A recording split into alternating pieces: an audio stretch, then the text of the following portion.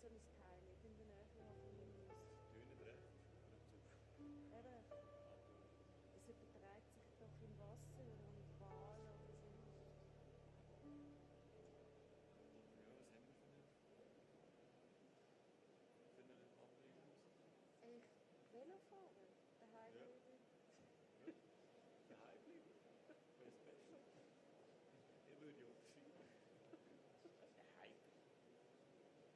Soll ich dir ein ganz böses sagen?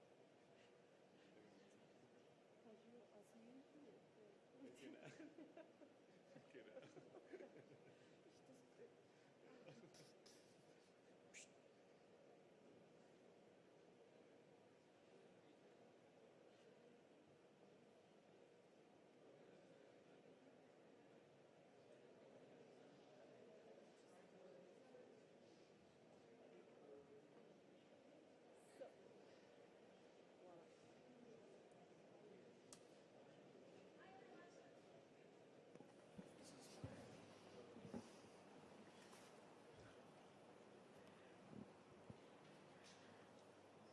Hi, everyone, and thank you, first and foremost, to my panel, but hi, everyone also in the audience and everyone who's watching at home or in their office. Now, welcome to our panel on energy security and the European Green Deal. Of course, the war in Ukraine has highlighted really the vulnerability of European Union energy supplies and underlying the importance of the energy transition to Europe's energy security. Now, before the war, I know everybody knows this, but it's always a good reminder, Russia was responsible for around 40% of the EU's gas imports, a figure that the bloc now wants to bring down to zero this decade.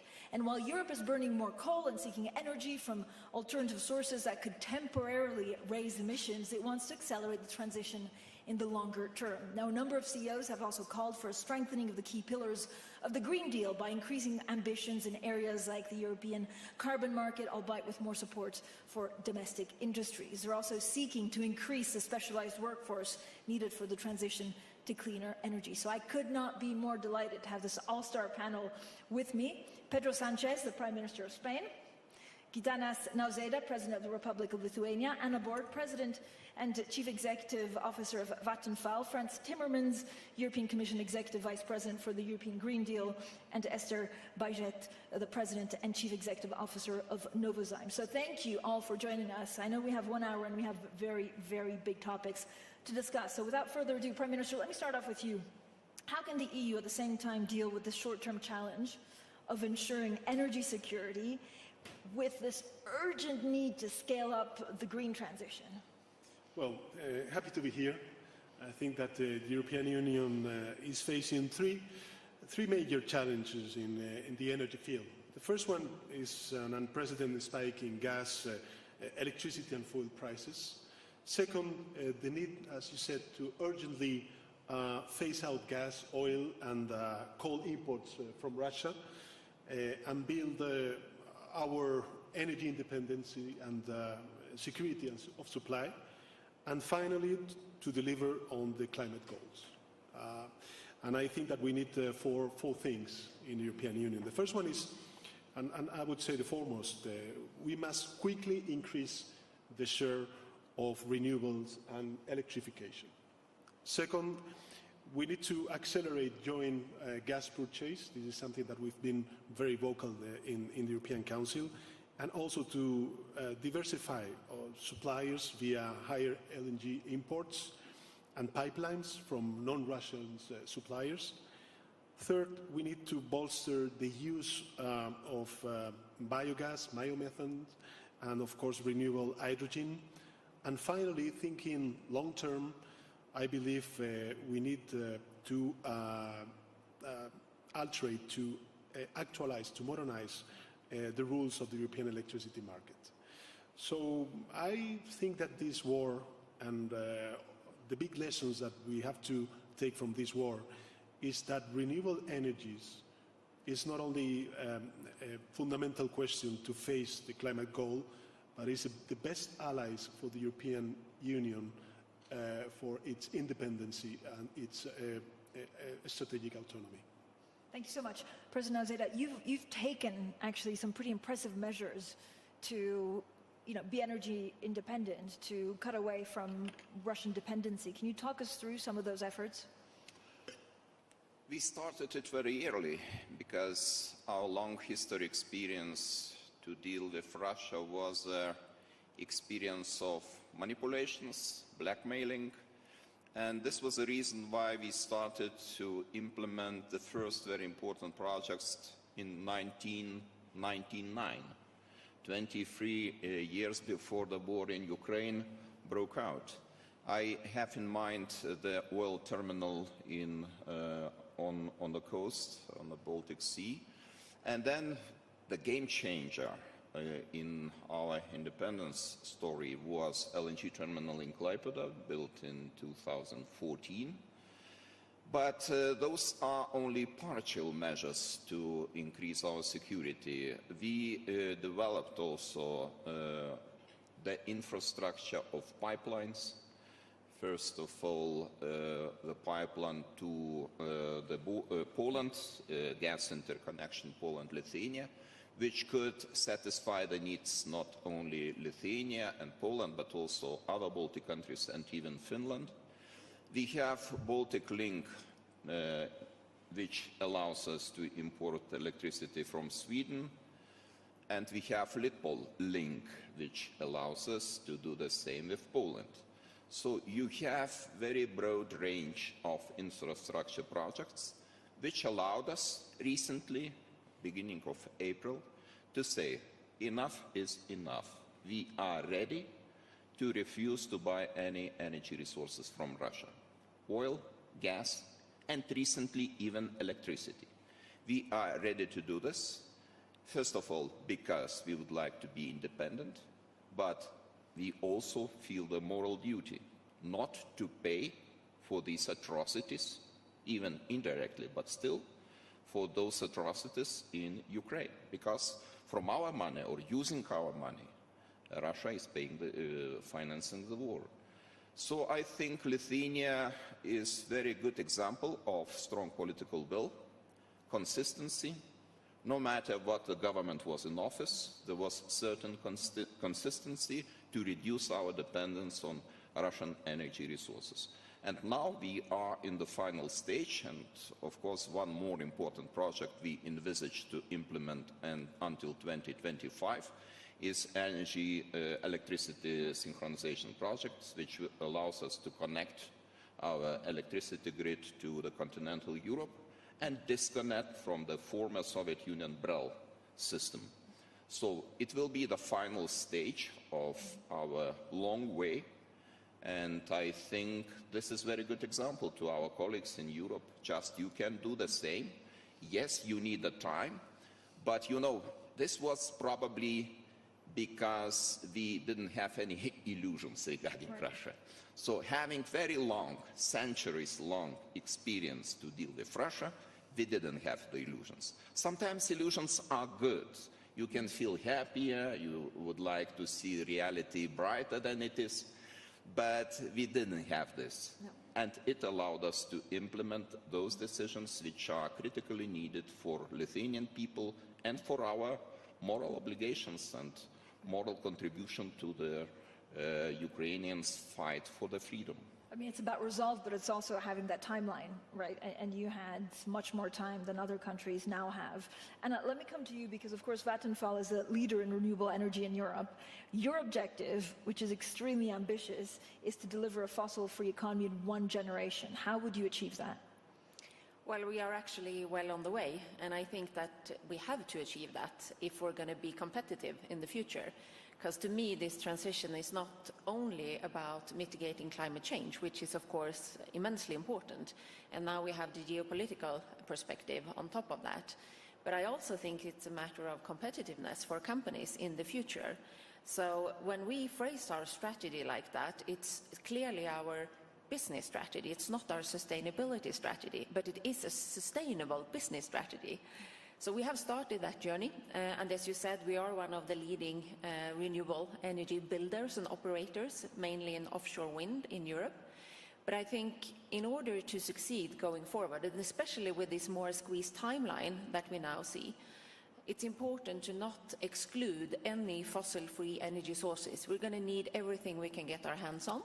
And that goes for wind power, solar power, nuclear, and any other kind of innovative solutions that can be helpful here. And I think that what we need to do now is to focus on what we can do with the technology that it's already there, the capabilities are there, and the financial markets are there. Now we need to widen the bottlenecks in order to get these projects up and running much faster than what was the case before. And I'm very glad and welcome the initiative last week also from EU on actually shortening the permitting processes for building new wind power or solar power, but also needs to include infrastructure, because there is a sort of possibility to do this, but we really need to release the forces that can make it short term. Mr. Timmermans, I guess the main question right now is, first, will we get an oil embargo from Europe, and what happens if there's a gas embargo from Russia? Like, how will we deal with that? Well, first of all, we'll deal with it. We'll be able to deal with it. It will be hard, difficult, but we have enough solidarity in Europe to deal with it. You saw when Poland was cut off, Germany immediately jumped in. When Bulgaria was cut off, Greece immediately jumped in. And that's how we will react. There is no way Putin can blackmail us with his gas. And if he cuts us off, he's going to hurt himself more than anybody else. We have our reserves. We are now going around buying LNG and pipeline gas from other producers. At the same time, we offer these producers a long-term relationship, not just based on fossil fuel, but also based on the green hydrogen economy of the future. And most of these countries are very interested to be part of that.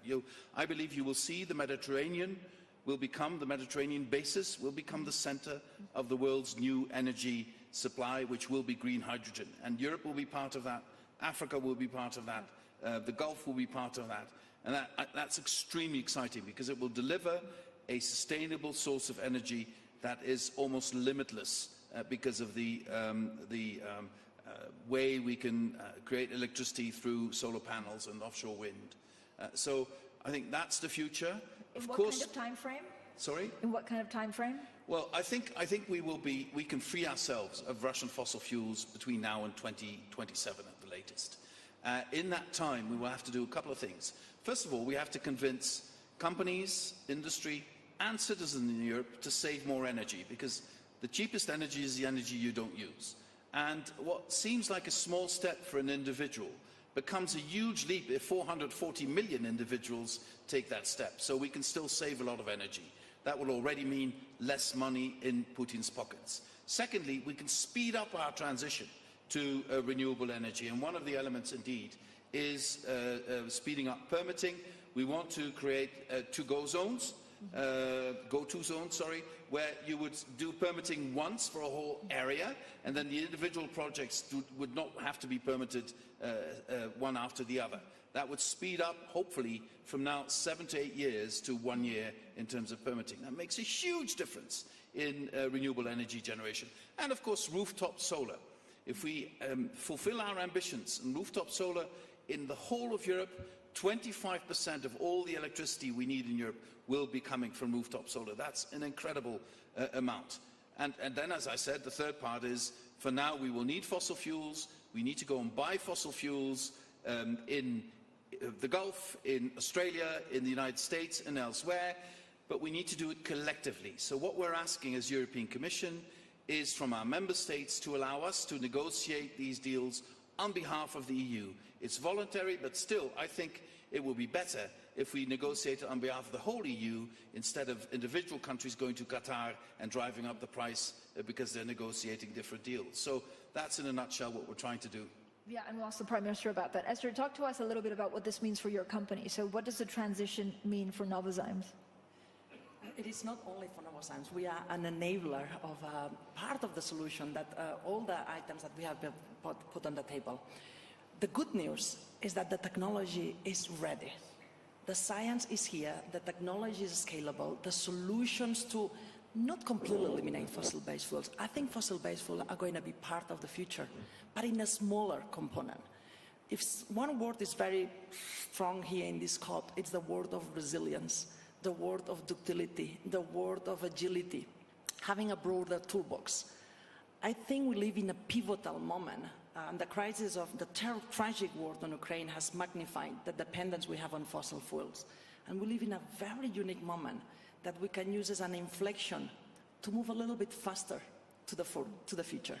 There is technology available to make gas from biomass. There is technology available to make bioethanol that can be replacing gasoline. That, by the way, it also feedstocks for animal. For every ton of bioethanol, you make a ton of very high-value protein to use and to fulfill another big need that we have, of is how are we feeding the world. There is technology available of carbon capture that we can give a second life to that precious carbons. So all options available. The question is, you made it, how fast and how are we moving faster? And here I'm putting a little bit of I don't have all the answers, but maybe options that we could have. We could stop subsidizing the past. Today, 70% of the incentives that they are putting for the industry of energy, they go to fossil-based alternatives. Only 20% they go to renewable energy. We're subsidizing the problem. Let's use that precious cash to move fast forward, to make that transition a little bit better. Let's bring, you mentioned regulation. We need to work more, better, stronger, more collaborative, and embrace our responsibility also to show how good could like on bringing the regulation that accelerates the change, that brings the solutions that they are ready, more agile, and that they can be plug and play into the systems that we already have. It is the gap is big, the gap is huge. The options are available. We have to collectively, governments, companies, regulator agencies, find the path on how we can move a little bit faster in many little incremental steps. And I want to ask the Prime Minister about LNG in a second, but actually, Mr. Timmermans, I guess when you look at the green transition, will it be halted as we use more fossil fuel to deal with the dependency with Russia? And then does that transition get accelerated or does it get slowed down? Well, I think countries will make different choices. So the idea that was before the war predominant, that we would use natural gas as a transitional energy carrier moving away from coal to renewables, now that you don't want to import that from Russia, you have to change your plans, which means that in some cases, some countries might stick a bit longer to coal. But if you then can speed up the introduction of renewables exponentially, then in terms of emissions, you might still come out better. But of course, I'd love to exit out of coal faster and not do this. But the modelling we need to do is based on that. Okay, you use coal a bit longer, but if we go faster on renewables, then in terms of our emissions, we could still be on the positive side. My biggest worry, frankly, today is not the science, it's not the technology, it's not even the finances, is the risk of social disruption.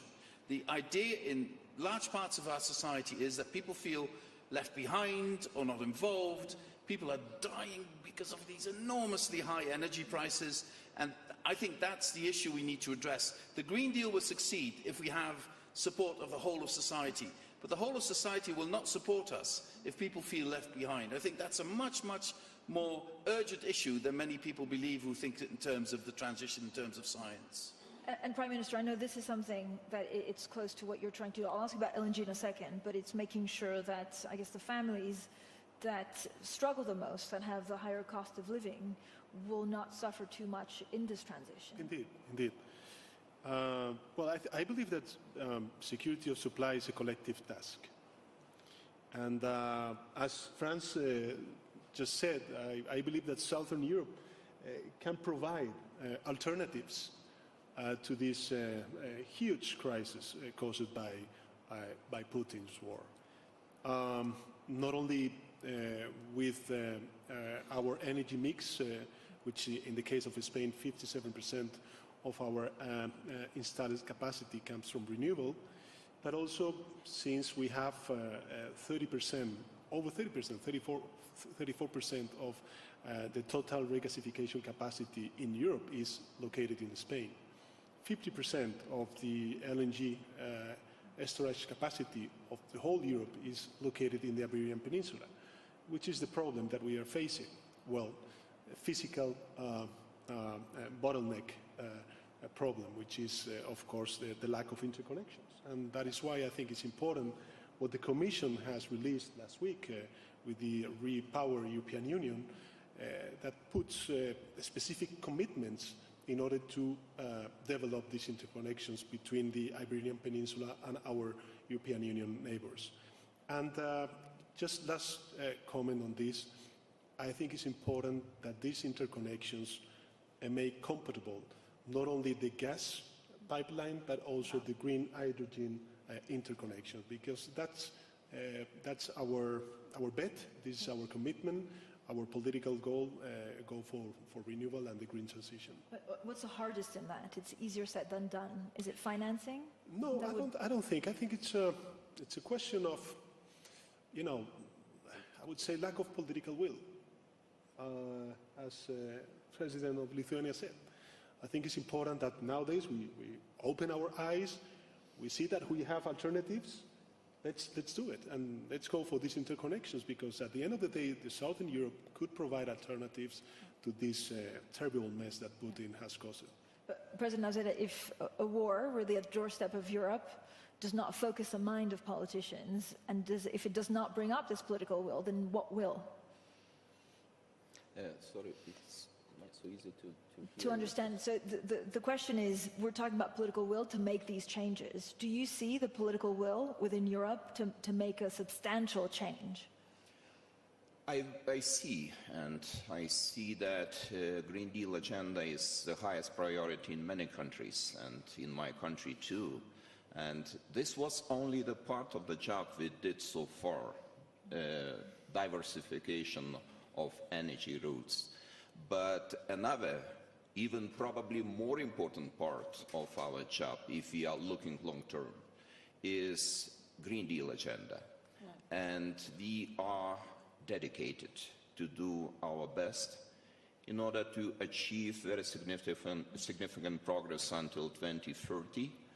And let me express it in some figures. For example, right now we import about 70% of our electricity we need. 70%, this is a lot.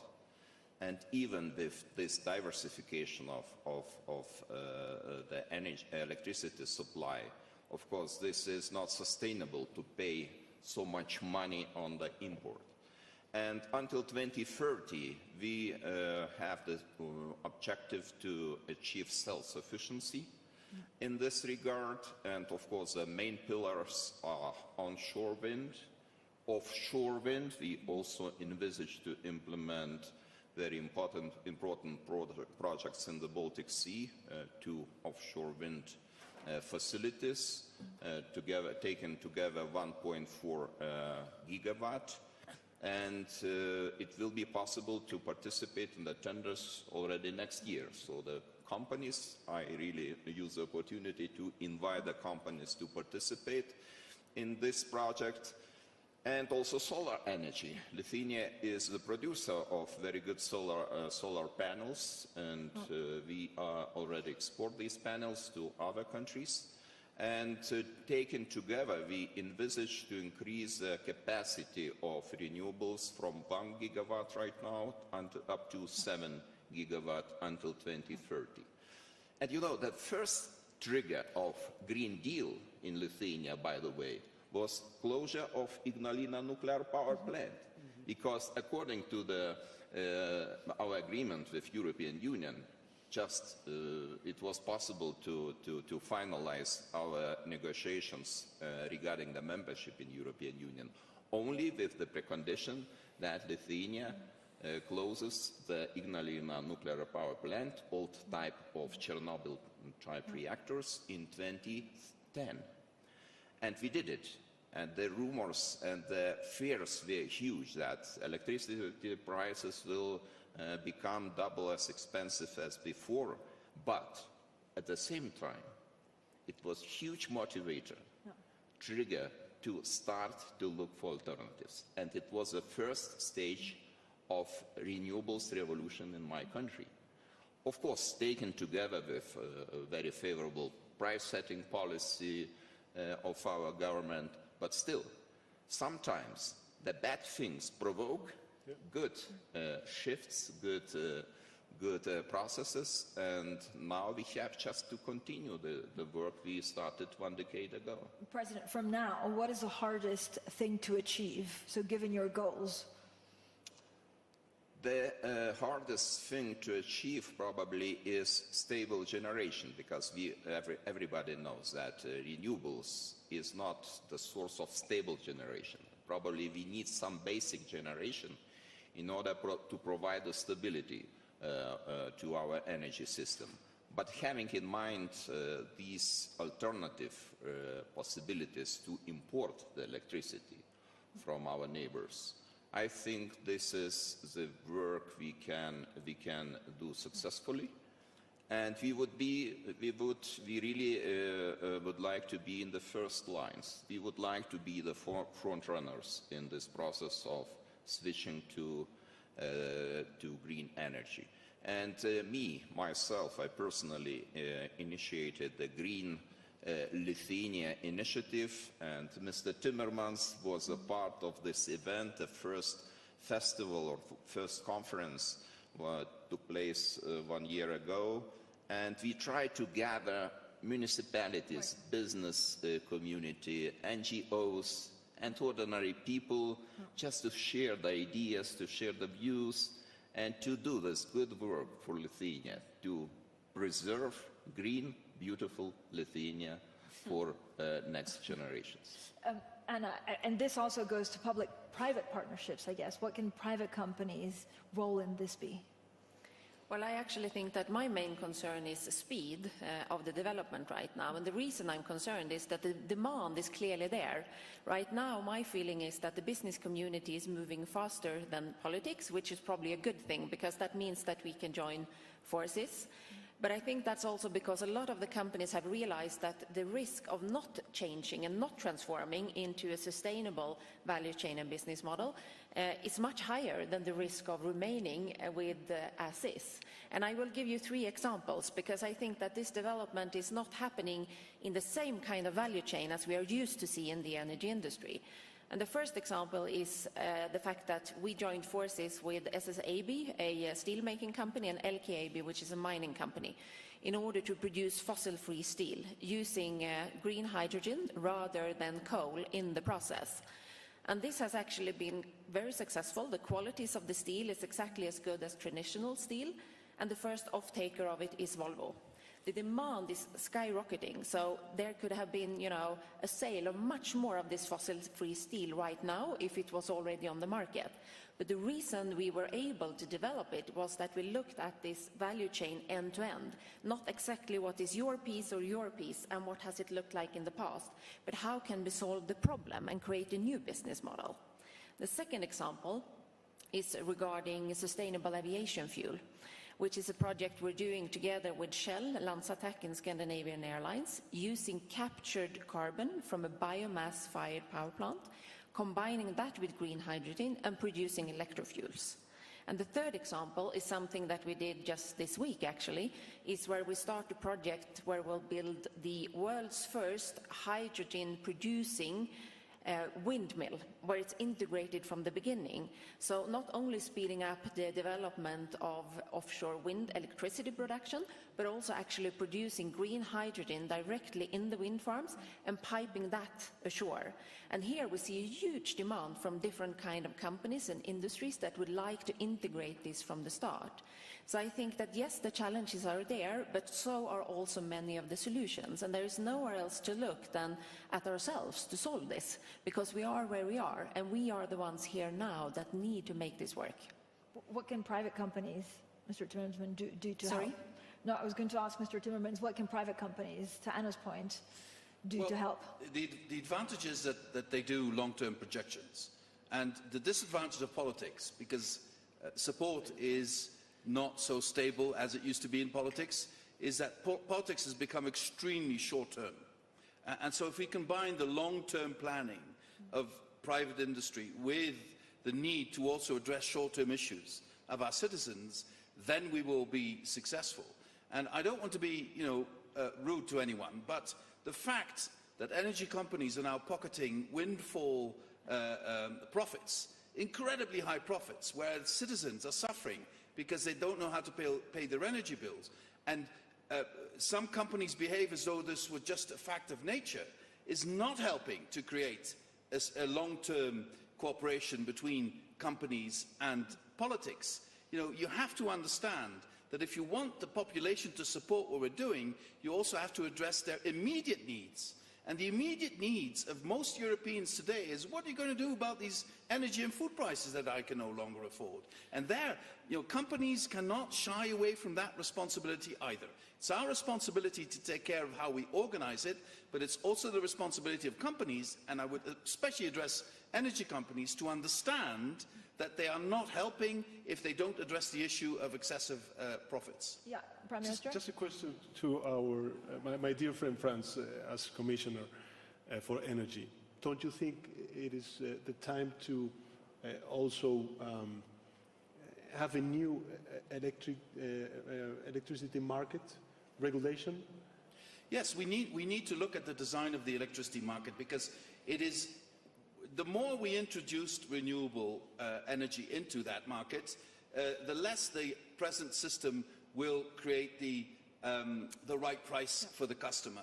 But that's not something you can do overnight. That's something we need to look at very carefully, because it took us 30 years to build this European electricity market, so we have to be careful not to damage it by taking sudden decisions. So we have to step by step redesign, adapt the design of the electricity market. I agree with the Prime Minister on that.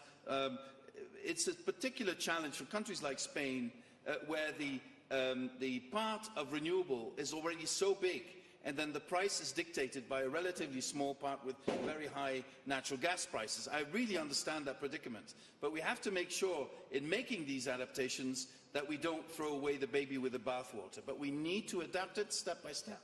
But step by step is what, 5 months? Because again, the problem is timeline. You can have the best intentions in the world, but if you don't adapt to an ever-changing world, then we're left behind. Sure, absolutely. But we also have to get the best possible technical advice on how to adapt that. We have an agency that looks into that. That agency has given us some advice on how to start changing it. The Commission is putting some proposals on the table for the leaders to consider at the next European Council. We are proposing, for instance, in emergency situations, to put a cap on the price if otherwise the whole market would be disrupted. So we are making these changes, but we have to be very careful. I insist. This construction was built over 30 years, and we need to make sure it continues to work, because at the end it will deliver the cheapest possible energy to our citizens, which is renewable energy. Esther? We have to look at this big gap that we're facing with the eyes of the toolbox of options that they're going to close it. And then we all have to seek on the way, each of us, on how we're going to make it. If each of us seek for the reasons of why we could not make it, we also have shareholders that have very short-term interests in mind. Yeah. But then we seek for the shareholders that have long-term interests of mind. I think we have to put the narrative that we bring the population understandable, that there is no jobs in a dead planet. There is no future in a dead planet. There is no options in a world that goes in the wrong direction. That we have to create those options. And then, yes, work collaboratively. We have the responsibility to bring those solutions and to be cost competitive. We need help from the regulation. We really need help on the acceleration that accelerates the future. And then we need to also seek from the full, you mentioned that a little bit, Franz, energy is very important, but it's also food. Yep. That's a big crisis that it's on the table, where again, there are solutions available, but we have to look for the answers beyond the answers of the past. Same way that for energy, the answers are not anymore only fossil-based, we're looking at other options, is the same with food. There is a need of increasing the protein demand for fulfill the nutritional needs of the population. Well, there is the option of alternative proteins that fulfills the nutritional needs, but leading to much lower impact on the landfill.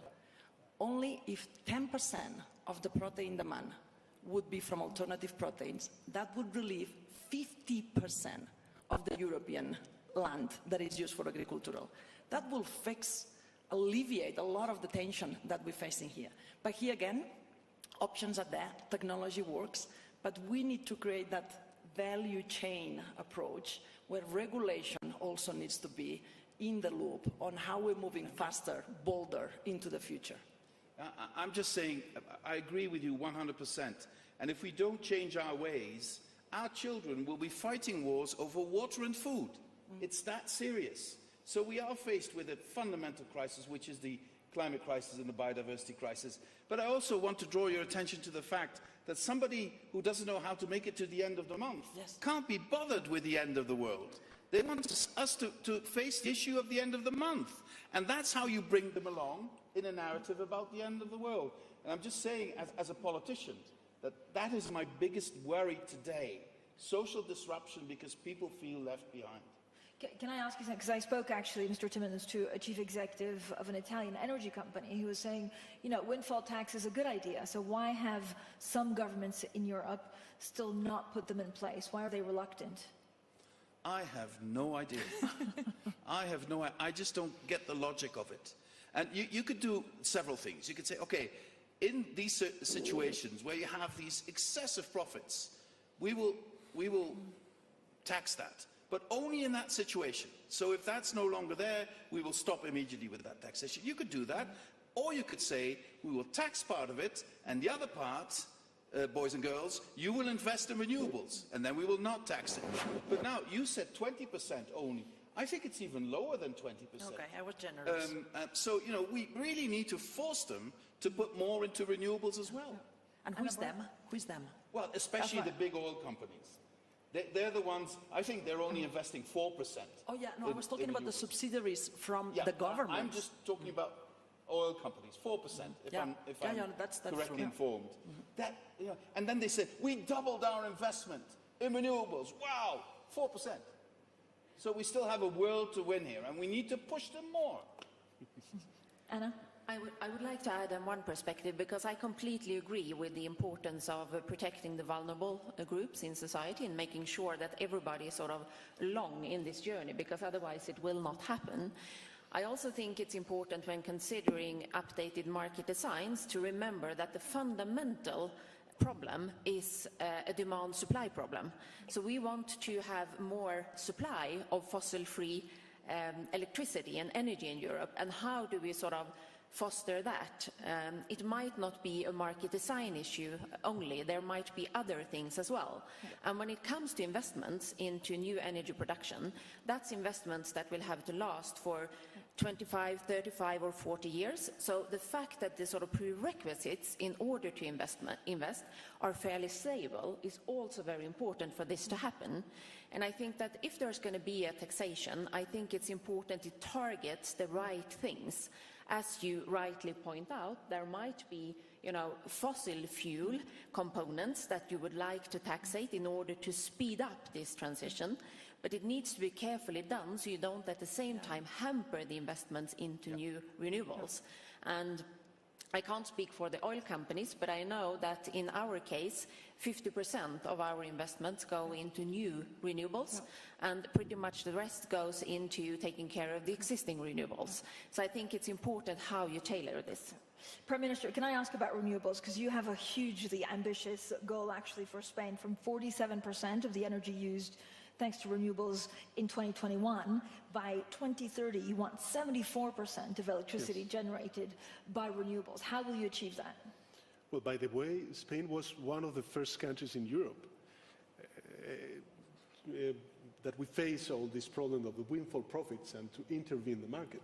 I don't know why it is for the mainstream politicians, also economists, really normal to intervene in the financial sector when it doesn't work, but it's so difficult to intervene in the energy sector or the market when it is clearly not functioning in Europe. I mean, we've been advocating for a regulatory review of the electricity European market since 12 months before the war. We started to speak about it in the European Council, also with the Commission, and I think that we need France to speed up the reform, because definitely it doesn't make any sense to pay or to have this spike gas price, and that is at the end of the day poisoning the electricity market, and of course the electricity bill for SMEs, industries and families. So, and if we want to have social support for this green transition, we need to be much more ambitious at the European level in order to face these challenges that we are now, sharing. But of course, we are very committed with the green transition. Just to give you some. Why do you think it has been so slow? Well, I think it's important. I mean, it's difficult to move status quo. But at the end of the day, we are in a very defining moment. Those governments, like the governments that were present here, we're very committed with the green transition.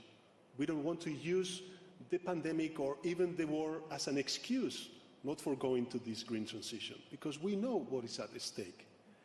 The thing is that, of course, as I said before, it is difficult, I don't know why, to intervene the energy market, whilst the financial market, when it doesn't function, politicians and also economists, they go for an intervention. And it's clear that we need an intervention at the regulatory framework. Of course, we're putting a lot of money. I mean, from the Next Generation European Union funds, Spain will receive in the next years 70 billion euros. We are allocating 40% of those 70 billion euros in green transition.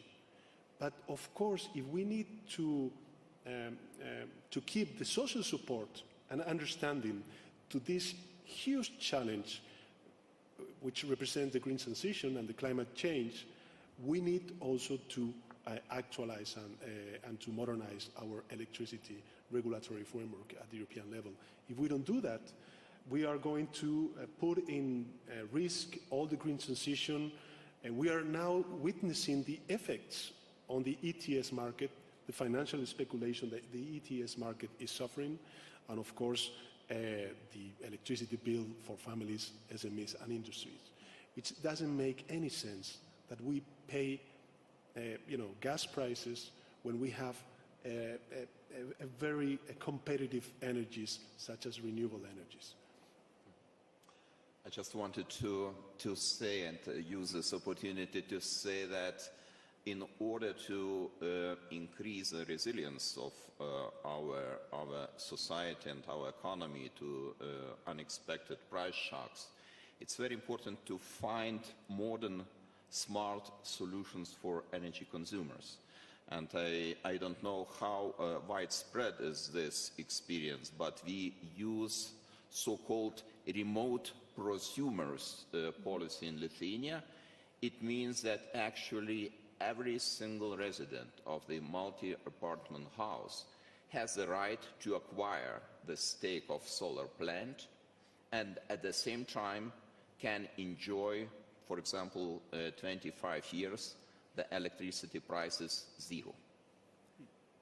There is no need to be just afraid of unexpected price shocks because you are at the same time consumer, but you are at the same time producer of the electricity. And we have the initiative in Lithuania where the state institutions are already involved in this project, and Presidential Office just wants to take the leadership in this, showing the way that other institutions can participate too. But this is important that also the households could be ready to participate in this project too. Of course, this is the issue probably of social inequality, because the people without the initial capital, they cannot participate in this program, and it brings even more social inequality in the society. But this is a very good instrument to invite, to encourage the people to use modern technologies, modern techniques in order to be a part of the game. And one more issue I would like to touch is, of course, energy efficiency. We didn't talk about energy efficiency, but this is very important too, because we have untapped potential to reduce energy consumption per GDP unit in my country, and this is a part of the problem. I think we have to do more, and we have to continue our renovation program of our multi-apartment houses, And we started very well, but so far we are in the process. And if we finalize this program, I think our energy efficiency in the country will be much larger than it is now. Anna Berg, I mean, to a point actually that the President made, does renewable energy need to be cheaper than fossil fuel? Or has the war in Ukraine actually changed that in terms of pricing to make it, very appealing? And what kind of energy, what kind of timeline could we see that? Who wants to answer first? It's the cheapest already now. Yes, it's already cheapest. It's But already not, not all of it, right? Because you have a huge capital investment to start off with. Yeah, but if you look today at building new electricity production or electricity generation, then it's clearly the cheapest way to do that is to build onshore and offshore wind and solar, for sure. So that is clear already today. Then you need an energy system which you have a holistic view on, because you need to have different kind of fossil-free energy sources and different kind of flexibility and storage in order to be able to manage the total system. But I think it's important, once again, to remember that the fundamental problem here is a discrepancy between demand and supply. And the knowledge, the capability and the capital to provide that additional supply is there. So the sort of regulatory framework or political decision-making need to make sure that there is a widening of the bottlenecks to sort of enable all of this to actually come to market as soon as possible. And then we're talking about securing supply chains, we're talking about these permitting processes and the timing, we're talking about providing land and sea to actually build on, and also take care of the sort of social concerns around how to build these new business opportunities and let everybody take part of the upside of that. And for those where it might not be possible, actually take care of the vulnerable groups. But to facilitate this, rather than creating uncertainty about the investment prerequisites, is going to be critical. I mean, you mentioned wind, it also has to be 100% reliable. I live in the UK where there are, wind farms, but if there's no wind, we had to resort to coal last year. Well, I just want to pick up on President Nazar's and his point about energy efficiency. If we double our efforts in refurbishing buildings, office buildings, official buildings, housing, we will save an additional 20 billion cubic meters of gas every year. 20 billion cubic. That's huge. At the same time, we will immediately bring down people's energy bills. Because if they have solar panels and heat pumps instead of what they're doing now, their energy bill will drastically be lower. And even if they rent, the rent increase through this refurbishing will be a lot less than the decrease in their energy bill. So they make money and they get a much better house at the same time. So we need to really speed up that. And we need to give the good example by beginning with office buildings, with schools, with hospitals. Spain has a massive program on that, and it really works. And if you do it for private housing, you can show people your house is better and your energy bill is lower. And at the same time, that money is no longer going into Putin's pockets. So it's win, win, win, win. And that's where we need to speed up. And we can do that. And it also brings local jobs. These are jobs on the spot. This is small and medium-sized enterprises doing that. So there's only advantages, and the money is there. And Spain has presented us with a recovery plan that is AAA, really very good. And part of that is also to put money into that. Lithuania is doing exactly the same thing. And that is bringing us really huge advantages that are bankable with our citizens as well. I agree. Esther? And building on your comment on cost, we have to be true to ourselves when we look at the real cost of one option or one alternative versus another. Yes, green energy, green alternatives to fossil-based, so biogas from biomass, bioethanol, they are competitive from a cash cost point of view. They are very competitive. Then you need the capital intensity. But what is the real cost of the fossil-based alternatives? What is the cost of the CO2 emissions? What is the cost of flooding? What is the cost of climate change? What is the cost that we all absorb with health aspects or insurance? Those are just hidden costs that they are not absorbed by anybody.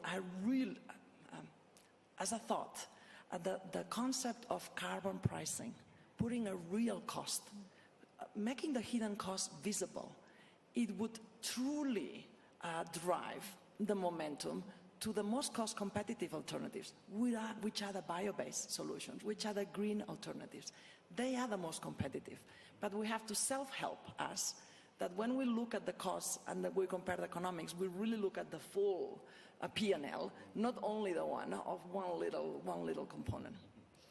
Prime Minister, what will be your biggest challenge in actually moving to 74% renewables by 2030? As Franz said, I think it's the most important challenge for politicians is to keep on board the majority of our society. And for that, I think it's important that they see the profits of this green transition and try to avoid measures that could have a regressive impact on those who are suffering the consequences of first the pandemic, before the financial crisis, and nowadays the consequences of this terrible war. This is a very important issue, and I would like to join the Prime Minister of Spain by saying that this is very important to get all the groups of our society on board. And even if the prices of carbons will go down, maybe it will happen in the future, we have to keep this motivation to go forward, because this is not only about the price. This is about the future. This is about the Green Deal. This is about the climate change objectives. And I think this is a main challenge, but at the same time, the main task for the politicians to involve all the groups of the society into this very important project. And what do you think is the main task for both, I guess, private sector leaders and politicians? I think that clarity is important, and we now see a sort of alignment around the long-term and mid-term targets, and that's really good. But we also need to see enough action short-term in order to speed up what we are now supposed to do. So I think that's where we need to go to work together to make sure that we can widen these bottlenecks in order to sort of release the forces that we have now. Because again, the technology, the capability and the capital is there. And now we finally have an alignment on the long-term view as well. I think it's interesting, as you said, that these days the companies are long-term and politicians are short-term. Because usually it used to be the other way around, at least according to the sort of public discussion.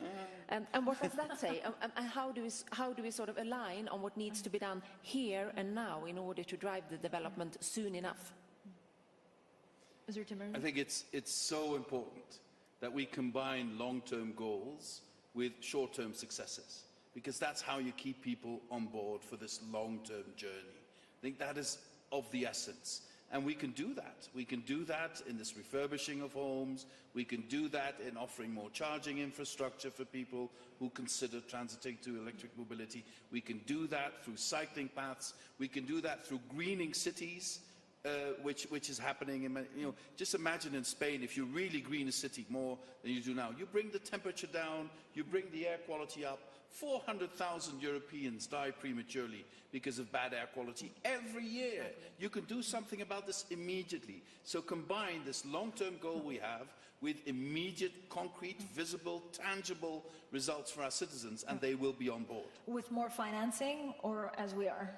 Well, I think because of this war, sooner or later, Europe will be faced with a question of financing. We're now scraping the bottom of the barrel, to finance REPowerEU.